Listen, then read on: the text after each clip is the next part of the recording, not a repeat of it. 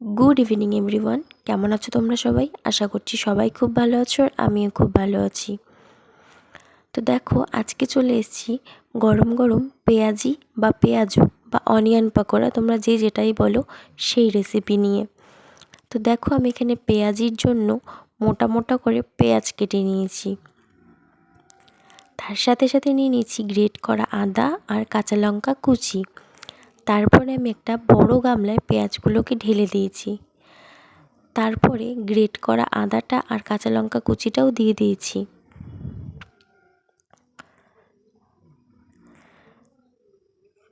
তারপরে এতে দিয়ে দিয়েছি স্বাদ মতো লবণ।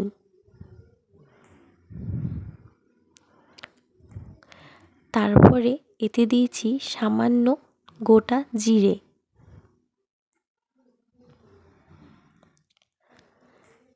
তারপরে দিয়েছি সামান্য গোটা কালো জিরে।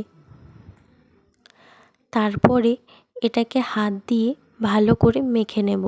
যতক্ষণ না পর্যন্ত পেঁয়াজের গা থেকে রস বেরোচ্ছে ততক্ষণ পর্যন্ত এটাকে মাখিয়ে যেতে হবে, কারণ পেঁয়াজের চপটা বা পেঁয়াজিটা এই রসেই হবে, এতে কোনো জল অ্যাড করা যাবে না।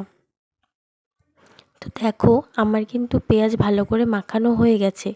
তারপরে দিয়ে দিয়েছি চালের গুঁড়ো। তারপরে দিয়েছি সামান্য ময়দা। তারপরে দিয়েছি বেসন। তারপরে দিয়ে দেবো পরিমাণ মতো হলুদ। তারপর এটাকে ভালো করে একটু আঠা আঠা করে মেখে নেব।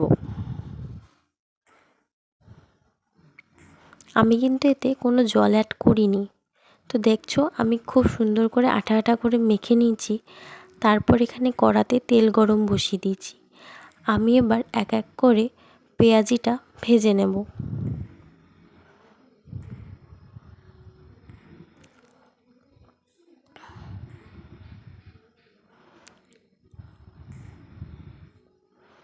তো দেখো, আমি কিন্তু হালকা ব্রাউন ব্রাউন করে বা লাল লাল করে পকোড়াগুলো ভেজে নামিয়ে নিয়েছি।